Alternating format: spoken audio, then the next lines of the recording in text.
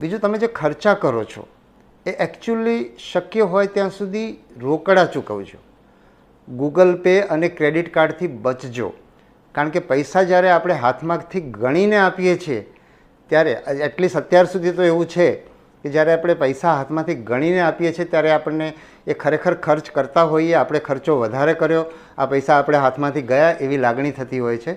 એટલે શક્ય હોય ત્યાં સુધી આ ગૂગલ પે ને બધાથી દૂર રહી અને તમારે એકચ્યુઅલ ચૂકવવા પડે એ દિશામાં જશો તો તમને ખરેખર અનુભવ થશે કે તમે પૈસા વાપરી રહ્યા છો. એટલે તમે તમારા ઉપર એક બ્રેક લાગશે.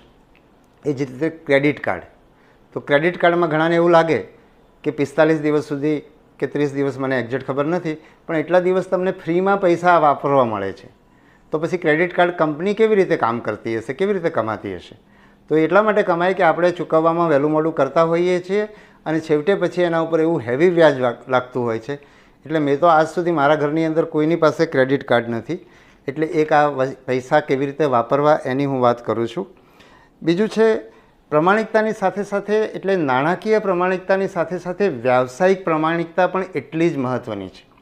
જો તમે વ્યાવસાયિક રીતે અપ્રમાણિક રહો, તમારે જે સમયે જે કામ કરવાનું છે, જેટલો સમય કરવાનું છે, જેવું કામ કરવાનું છે, જેવી રીતે કરવાનું છે એ રીતે ન કરી અને ટૂંકા રસ્તા અપનાવો અને કામમાંથી કામચોરી કરો તો એ પણ પ્રમાણિકતાનો ભાગ છે. તમે તમારા ઓળખીતા માટે જુદા ધોરણો અપનાવો તમારા વ્યવસાયમાં અને અજાણ્યા માટે જુદા ધોરણો અપનાવો, ઓળખીતા સાથે જુદો વ્યવહાર કરો, અજાણ્યા સાથે જુદો વ્યવહાર કરો, તો એ પણ પ્રમાણિકતા નથી, એ પણ અપ્રમાણિકતા છે. અને આ બધું એકબીજા સાથે સંકળાયેલું છે. જો આપણે વ્યવસાયના ક્ષેત્રમાં પ્રમાણિક હોઈશું તો આપણે પરિવારના ક્ષેત્રમાં પણ પ્રમાણિક હોઈશું. અને જો આપણે વ્યવસાયમાં અપ્રમાણિક થઈશું તો એ આપણે જેને ભ્રષ્ટાચાર કહીએ છીએ, ભ્રષ્ટાચાર જો આપણે વ્યવસાયમાં કરશું તો એ ભ્રષ્ટાચાર ક્યાંક ને ક્યાંક આપણા પરિવારમાં વર્તનની અંદર પણ એનું પ્રતિબિંબ પડતું જ હોય છે અને એની અસર આપણા પરિવાર ઉપર પણ થતી હોય છે.